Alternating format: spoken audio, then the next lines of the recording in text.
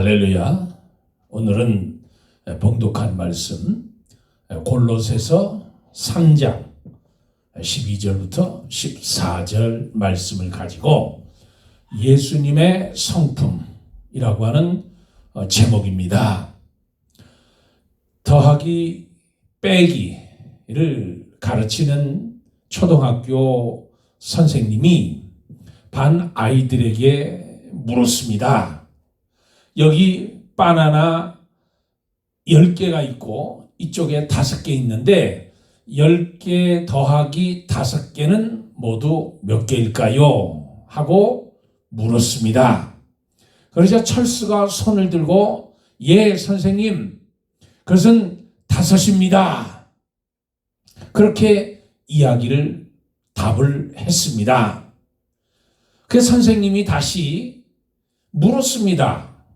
철수야, 여기 바나나가 10개가 있고 여기 5개가 있으면 요거 몇 개지? 다시 물었습니다. 역시 철수의 대답은 5이라고 이야기를 했습니다. 그러자 선생님이 반 아이들 전체 아이들에게 물었습니다. 자, 여기 바나나 10개와 여기 5개가 있는데 모두 더하면 모두 몇 개가 될까요? 네, 15개입니다. 그렇게 대답을 했습니다. 그러자 철수가 억울한 듯이 다시 말을 했습니다.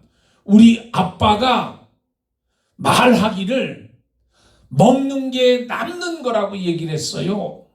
그렇게 이야기를 했습니다. 여러분, 이것이 무엇일까요? 자, 10개 더하기 5개는 15입니다. 또 10개 빼기 5은 몇 개일까요? 우리가 이것을 수학적으로 산수적인 개념으로 할 때 이 산수적으로 답은 정해져 있습니다.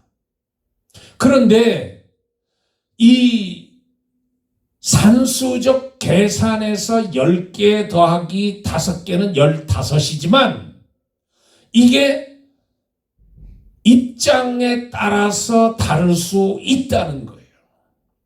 그의 아버지 철수 아버지의 입장에서는 그것이 논리적 따지면 선생님 논리와 다른 논리를 가지고 있다는 거예요. 수학적 개념. 선생님은 수학적 개념을 이야기한 거고 이 아버지는 생존의 법칙, 그 법에 의해서 논리적으로 이야기한 겁니다. 먹은 게 남는 거다. 그러니까 모든 사람이 자기 입장에서 자기를 대변하고 자기를 나타내고 자기를 바라본다는 거예요.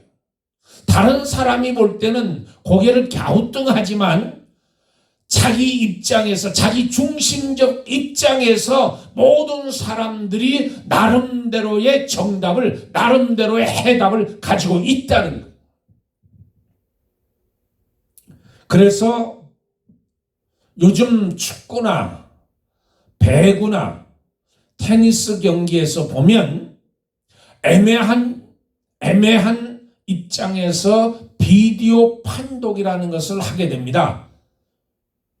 심판이 레프리가 이 애매할 때 자기 위치에서 공을 바라볼 때 그것이 잘못될 수도 있고 잘 될 수도 있는, 그러니까 자기 위치에서 바라볼 때 애매할 때, 그럴 때 비디오 판독이라고 하는 것을 보고 그 상황을 정확하게 판단하게 되는 겁니다. 무엇을 말하냐면 온 사람들, 모든 사람들이 자기 입장에서 이야기한다는 거예요. 자기 위치에서. 그래서 성경 고린도전서 13장 12절 13절의 말씀에 보면 우리가 이제는 거울로 보는 것 같이 심히 하나 그때는 얼굴과 얼굴을 대하여 볼 것이요 이제는 내가 부분적으로 아나 그때는 주께서 나를 아신 것 같이 내가 온전히 알리라. 그런즉 믿음, 소망, 사랑 이 세 가지는 항상 있을 것인데 그 중에 제일은 사랑이라. 사랑이 아닌 것은 편견일 수 있고 잘못일 수 있고 실수 있을 수 있다는 거예요. 성경에 보면 하나님께서 하나님의 뜻을 나타내기 위해서 사람들을 택해서 사용하시는 것을 볼 수 있습니다. 아브라함을 선택하셨고 하나님이 모세를 선택했고 또 사도 바울은 오늘 본문에 보면 골로새 교인들에게 당신들도 하나님께서 택하신 사람들이라는 거예요. 그러니까 이스라엘 백성들뿐만 아니라 이방인은 골로새 교인들도 하나님 안에서 예수 그리스도의 뜻을 따라서 선택받은 사람들이라는 말씀을 한다는 거예요. 그러니까 하나님이 주체가 되셔서 하나님이 주관이 되셔서 나를 선택하시는 거예요. 나를 불러주시는 거예요. 나를 이끌어주시는 거예요. 내가 하나님을 선택한 것이 아니고 우리는 때로는 그런 착각을 할 때가 있어요. 내가 하나님을 찾았다는 거예요. 내가 하나님께 나왔다는 거예요. 내가 하나님을 사랑한다는 거예요. 아닙니다. 먼저 하나님이 저와 여러분을 선택하시고 저와 여러분을 구원하시고 하나님이 예정하시고 계획하시고 섭리하셨다는 거예요. 그 뜻을 하나님이 이루어 가시는 거예요. 그러니까 주체가 어디, 주관이 어디냐? 내가 아니라는 내가 하나님이라는 거예요. 하나님께서 저 여러분을 사랑하셔서 먼저 불러주셨다는 거예요. 내가 나를 바라볼 때 내 주관적, 내 중심적으로 바라볼 때 내가 하나님을 선택했다고 하면 하나님은 내가 원하는 대로 해 주셔야 됩니다. 내가 원하는 대로, 내가 기도하는 대로 하나님은 나에게 응답해 주셔야 되는 거예요. 하나님은 내 뜻대로 움직여 주셔야 되는 거예요. 마치 리모컨을 가지고 내가 TV 채널을 바꾸는 것처럼 내 마음대로 내가 원하는 드라마나 이런 다큐나 시사나 뉴스나 이런 것들을 내가 내 마음대로 내가 고르듯이 하나님이 나를 선택하신 것이 아니고 내가 하나님을 먼저 선택하고 내가 교회에 나왔다고 하면 내가 내 중심적 사고를 가지고 있으면 내 멋대로 하나님까지도 내 마음대로 나를 복을 주셔야 된다. 그러니까 소명이라는 게 뭐냐, 사명이라고 하는 건 뭐냐, 콜링이라고 하는 게 뭐냐면 하나님이 나를 부르셨다는 거잖아요. 하나님이 나를 부르셔서 하나님이 나를 이끌어 주셨다는 거예요. 그래서 저와 여러분은 하나님이 나를 이끌어 주셨다고 하면, 하나님이 나를 만나 주시고 나를 구원했다고 하면 내가 하나님 앞에 나갈 때 어떤 모습으로 어떤 자세로 나가야 하냐. 사도 바울은 예수 그리스도의 성품과 삶의 옷을 입어야 된다고 가르쳐주고 있습니다. 그래서 긍휼과 자비, 겸손과 온유, 오래 참음의 옷을 입으라고 오늘 말씀해 주고 있는 겁니다. 예수 그리스도 안에서 흑암의 권세에서 우리를 건져내사 그의 사랑 아들의 나라로 옮기셨으니, 그러니까 저와 여러분은 오늘 3장 12절에 말씀해 보면 그러므로 너희가 하나님이 택하사, 너희는 하나님이 택하사 거룩하고 사랑받는 자처럼 긍휼과 자비와 겸손과 온유와 오래 참음을 옷을 입고 그래요. 여러분 옷을, 어떤 옷을 입느냐? 예수 그리스도의 옷을 입어야 된다는. 첫째로 예수 그리스도의 성품과 삶을 덧입기 위해서 필요한 것이 먼저 내가 입었던 옛사람의 옷을 벗는 겁니다. 여러분, 제가 옷을 입으려고 할 때 이 위에다가 입을 수가 없어요. 내가 옷을 입으려고 하면 어떤 자켓이나 어떤 양복의 옷을 입으려고 하면 이 겉옷을 내가 벗어야 되는 거예요. 이 겉옷을 내가 벗고 그리고 다른 옷을 입는 것. 이 위에다가 입으면 거치장스러워요. 이 위에다 입으면 아주 불편해요. 그러니까 이 겉옷을 내가 벗고 다른 옷을 입는 겁니다. 그게 뭐냐면 내 겉사람은 벗어버리고 새로운 옷을 입는 거예요. 그래서 3장 9절에 너희가 서로 거짓말을 하지 말라. 옛사람과 그 행위를 벗어버리고 라고 3장 9절에 말씀. 너희가 서로 거짓말을 하지 말라. 옛사람과 그 행위를 벗어버리고 새 사람을 입었으니 저 여러분 새 사람을 입은 거예요. 예수 그리스도를 통해서 새로운 옷을 입은 거예요. 그러니까 이 예전에 입었던 겉옷, 더럽고 추악하고 죄악된 그 겉옷을 내가 벗어버리는 거예요. 옛 모습 이제는 너희가 모든 것을 벗어버리 분함과 노여움과 악의와 비방과 너희의 입에 부끄러운 말이라는 거예요. 예수 믿을 때 이 모든 것을 다 내가 내려놓고 벗어버려. 며칠 전에 한국에서 제가 참 좋아하고 존경한 김동길 교수님이 별세를 하셨습니다. 이분이 그 어머니의 신앙을 본받아서 참 보수적인 신앙을 가지고 있는 분이에요. 보수 신앙. 그래서 보수의 원로잖아요. 근데 이분이 타계하셨어요. 근데 이분이 이 자기 시신은 자기 육체는 연세대 의대에 기증을 하고 학생들을 위해서 기증을 하고 그리고 전 재산 집은 이화여대에 기증을 하고 장례식도 치르지 말고 추모식도 하지 말라. 그럼 빈몸으로 왔다가 말 그대로 빈몸으로 가는 거예요. 이것이 참된 그리스도인의 삶의 모습입니다. 저와 여러분도 이 모습을 닮아가야 돼요. 뭘 남깁니까?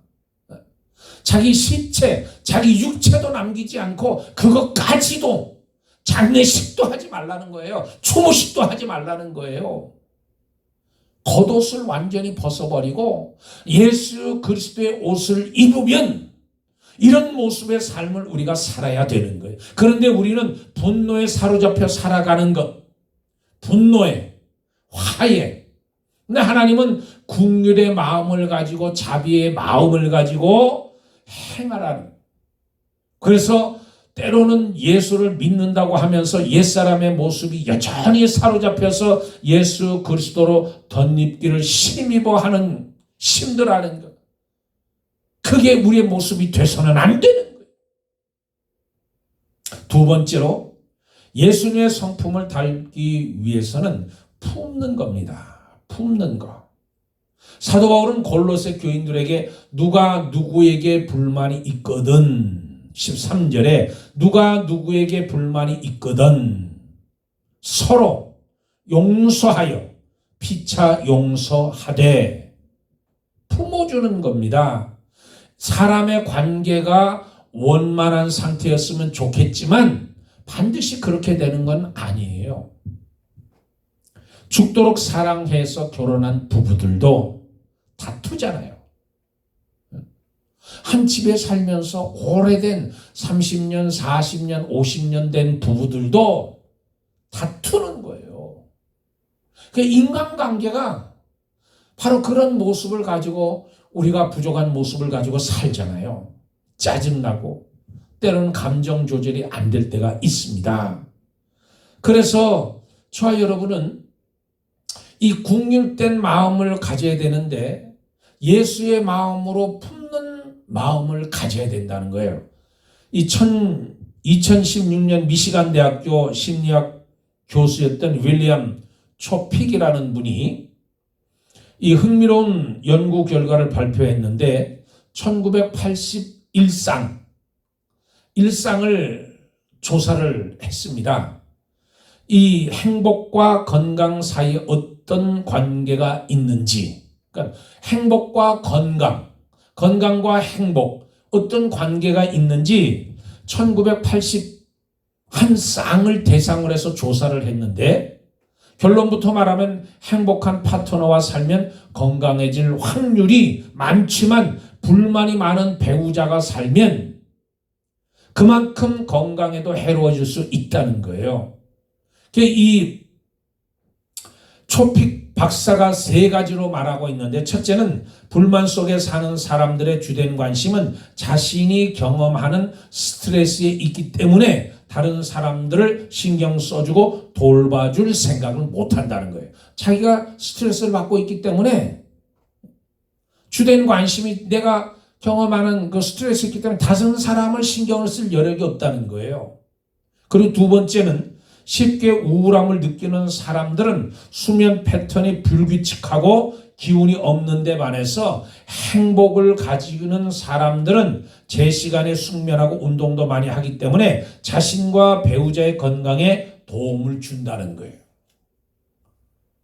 세 번째, 삶에 불만이 있는 사람들은 그것을 해소하기 위해서 술과 담배 같은 것에 의존하다가 건강을 해치기 십상인데 행복감을 가지는 사람은 그것들을 의존하지 않기 때문에 더욱 건강하다는 거예요. 며칠 전에 신문에 이런 기사가 났습니다. 근심하는 사람은 하루에 15개 담배를 피는 사람보다도 더 나쁘대요. 건강에. 여러분 하루에 15가지의 담배를 피운다고 생각해 보세요. 그것보다 더 나쁜 것이 건강에 해치는 것이 뭐냐면 근심하는 사람, 우울해하는 사람.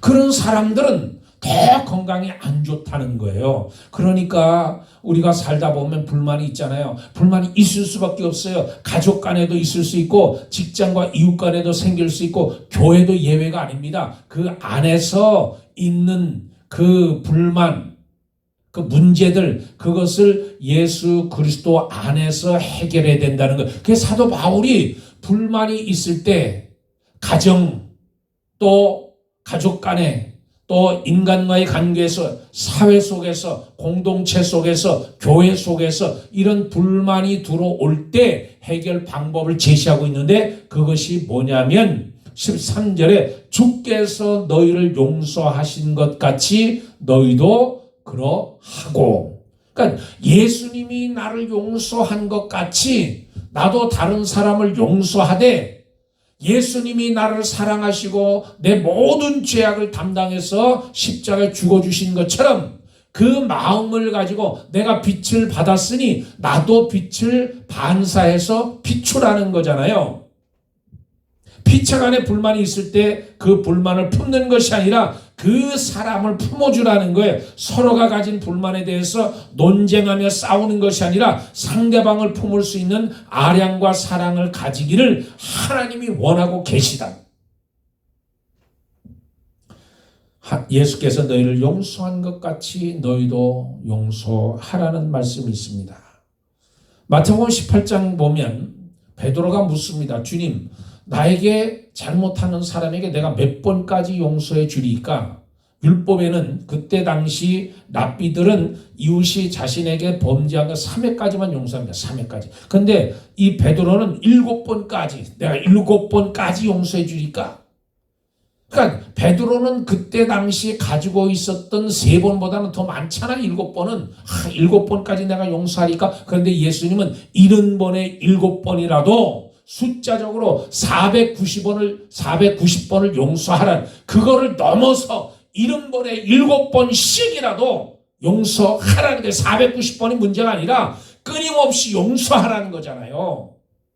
왜? 내가 하나님께 용서함을 받았습니다. 내가 예수님께 용서함을 받았습니다. 그러니까 누가 누구에게 불만이 있거든 피차 서로 용납하고 그리스도께서 너희를 사랑하신 것 같이, 오늘 용서하신 것 같이, 너희를 품은 것 같이, 긍휼히 여기는 것 같이 긍휼히 여기는 거예요. 사단은요 그렇지 않습니다. 여러분, 사단은 얼마나 악한지, 어떤 불만이 있거나 어떤 상처가 있거나 어떤 허물이 있는 그것을 죄인들의 허물을 원수 마귀는 용서하지 않습니다. 후벼 팝니다. 그것을 이야기하고 또 이야기하고 비난하고 작은 허물도 지속적으로 정죄하고 사람들에게 상처를 주고 절망케 하잖아요. 집요하고 계속해서 한 말 또 하고 잊혀질만 하면 또다시 꺼내고 또다시 말을 하고 지겹도록 울고 먹고 물고 늘어지고 얼마나 집요하게 우리를 괴롭히는지. 이거 마귀가 하는 짓이에요. 마귀가. 여러분, 마귀가 하는 짓은 마귀는 예수 이름으로 물리치는 거예요. 마귀가 좋아하는 일은 하나님이 싫어하십니다. 하나님이 원하는 삶을 사는 거예요. 저 여러분은. 그러니까 용서하는 거예요. 어떤 것처럼 오늘 말씀에 있는 것처럼 주께서 너희를 용서한 같이 내가 용서하지 않으면 주님도 나를 용서하지 않아요. 내가 다른 사람을 품어주지 않으면 예수님도 나를 품어주진 않아요. 품어주는. 로마서 12장 19절에 사랑하는 자들아 너희가 친히 원수를 갚지 말고 진노하심에 맡기라. 기록되었을 때 원수 갚는 것이 내게 있으니 내가 갚으리라고 주께서 말씀하시느니라. 하나님께 맡기세요. 하나님께 맡기시고 저 여러분은 이 온전하게 품는 마음을 가지시길 축복합니다. 세 번째로 예수님의 성품을 닮으면 이 모든 일에 사랑을 더하는 거예요. 사랑을 더하는 거예요. 14절에 이 모든 것 위에 사랑을 더하라. 이런 온전히 매는 띠니라. 거기에다가 사랑을 더하는 거예요. 사도 바울이 말한 것 같이 긍휼과 자비와 겸손과 온유, 오래 참음과 용납과 용서 등의 덕목이 있는데 율법대로 되는 것이 아니라 이걸 내가 법으로 지키려면 율법이에요. 그런데 이것을 내가 마음에도 없는데 율법이 그렇기 때문에 법이 그렇기 때문에 말씀이 그런데 내가 지키려고 한다. 그건 위선입니다. 그건 위선이. 하나님의 택하심을 받은 자들은 모든 일을 할 때 예수 그리스도와 같이 동기가 사랑이에요. 사랑. 우리가 친구할 때 정성을 다 해서 대접하잖아요. 수고를 아끼지 않잖아요. 뭐 하나라도 칼로 쓸고 할 때 우리 성도님들 내가 대접한다는 마음으로 그 귀한 마음으로 투덜대면서 불만하면서 하는 것이 아니라 사랑의 마음을 가지고 내가 교인들을 대접한다는 전교인들을 대접한다는 목사님을 대접하고 장로님을 대접하고 우리 사랑스러운 권사님들을 대접하고 집사님들을 대접하고 성도님을 대접하고 그 귀한 마음 그 사랑 때문에 수고를 아끼지 않는 거예요. 그러니 사랑이 담긴 사랑의 조미료 사랑의 음식을 담았기에 그 음식은 맛있는 거예요. 기가 막힌 거예요. 입에서 슬슬 녹는 거예요. 왜? 거기에 사랑의 조미료가 들어갔기 때문에 그렇습니다. 사랑. 예수 그리스도의 덧입기 위해서는 반드시 우리의 죄된 옛사람을 벗어버리고 품어야 되고 그리고 사랑을 더해야 된다. 우리가 하나님의 택하심을 받은 자로서 하나님께서 원하시는 대로 잘 입고 잘 품고 사랑을 더함으로써 예수 그리스도의 모습이 우리를 통해서 온전히 드러나는 예수의 삶을 살아가시기를 주의 이름으로 축복합니다. 할렐루야. 감사합니다. 축복합니다. 감사합니다. 축복합니다. 기도하겠습니다. 좋으신 아버지 하나님, 오늘 예수님의 성품을 닮아가는 우리 모두가 될 수 있도록 도와주시옵소서. 감사하며 예수님 이름 받들어 기도드리옵나이다. 아멘. 할렐루야. 주의 이름으로 한 주간 승리하시기를 축복합니다. 할렐루야.